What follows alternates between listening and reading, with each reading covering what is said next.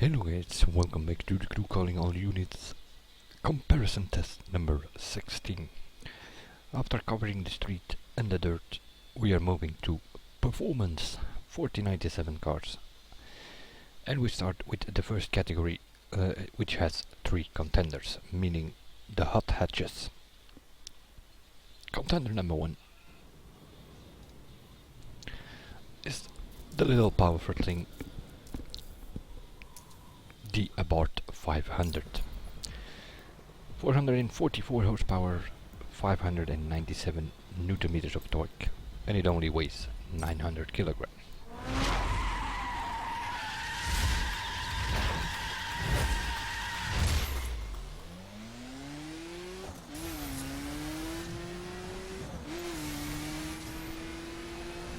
It's not really a bad car. It's pretty small. It works on city tracks.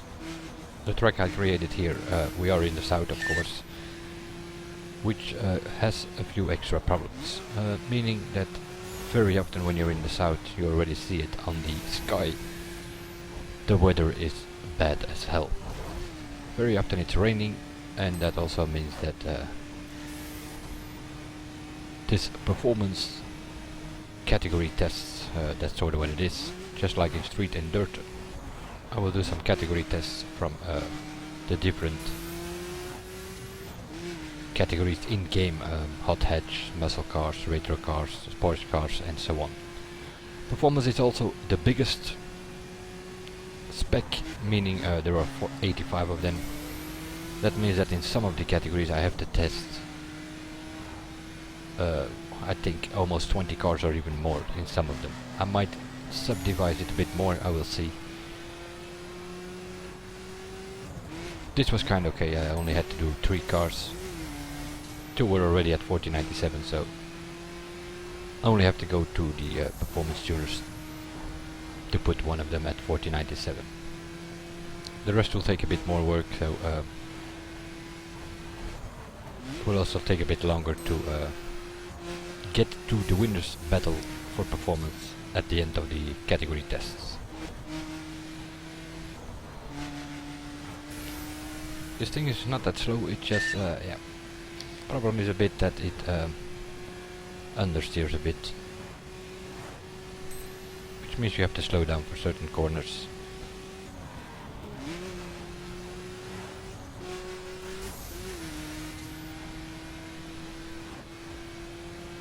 First section is sort of twisty, but you can get some speed there.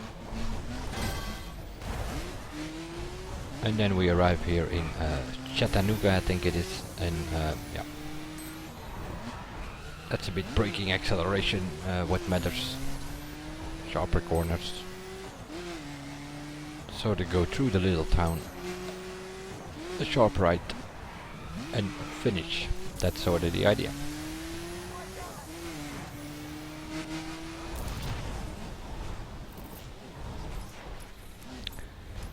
To 36.004. That is that fast or slow? We don't know. It's the first car we test here in this category and also in this spec. Contender number 2 has a bit of an advantage. Not only does it has more power than the Abarth, it has 498 horsepower, 730 newton meters. It also weighs about 200 kilograms more, 1188 kilograms. But it has an advantage, and that's what makes this already a usable car, is that it can wall ride. It can wall ride, it has 4-wheel drive, and that means that you can use it on the big chill eliminator track.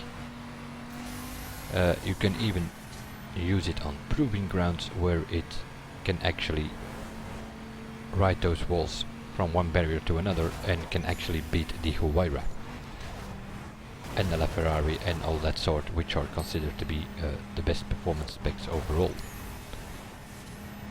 Although I am not so sure anymore, because I've been driving a couple of these cars at 4097 and I don't know. Handling is not that superb anymore in my opinion. I had the feeling with the Ferrari 458, I had the feeling with the Huayra, even with the Aventador. I really didn't like them much at 1299, but at 1497 it seems to be even worse handling wise. So I don't know. Do I need to bring them back at 1299 or do I need to go for another car? The Agera seems to be improved a bit at 1497, so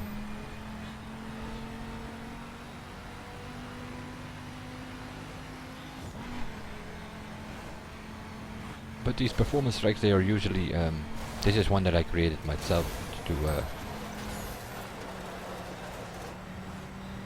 be in the south, which is the performance stage after all. That's where the performance tuner is, that's where everything is level 20, so the also the story missions.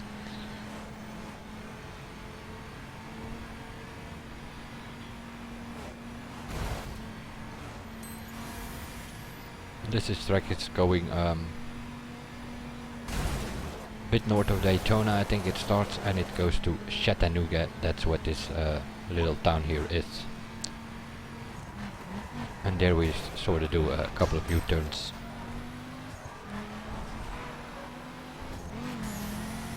And also finish here.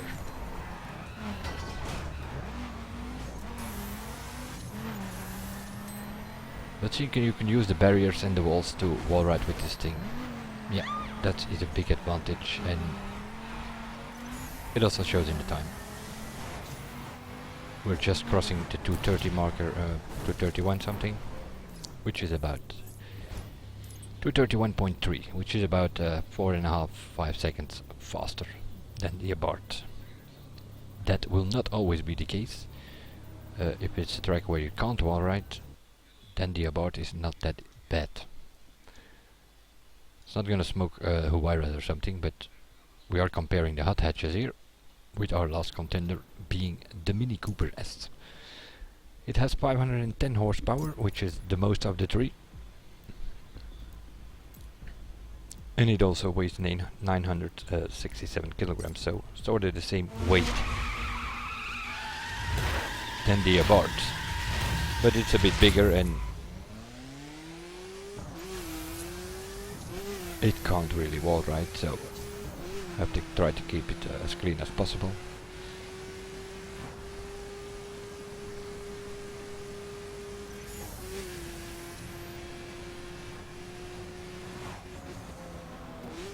Also this one, yeah, kinda understeers, so you really have to slow down for the corners.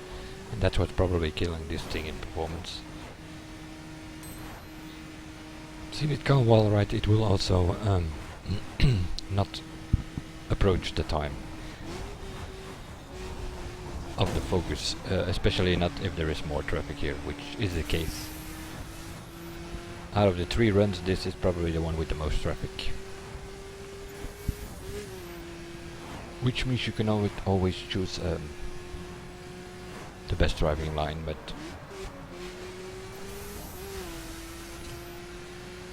it can also be the case in PvP. People choose traffic on, collisions on sometimes.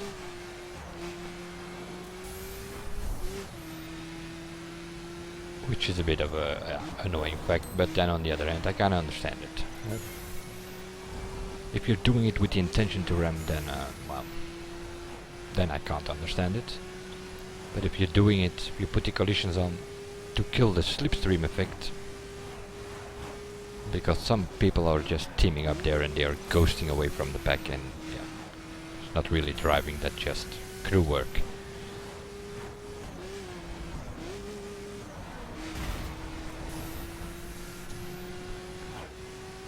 So collisions on, but no intentional rams. That is kind of my preferred mode in PvP.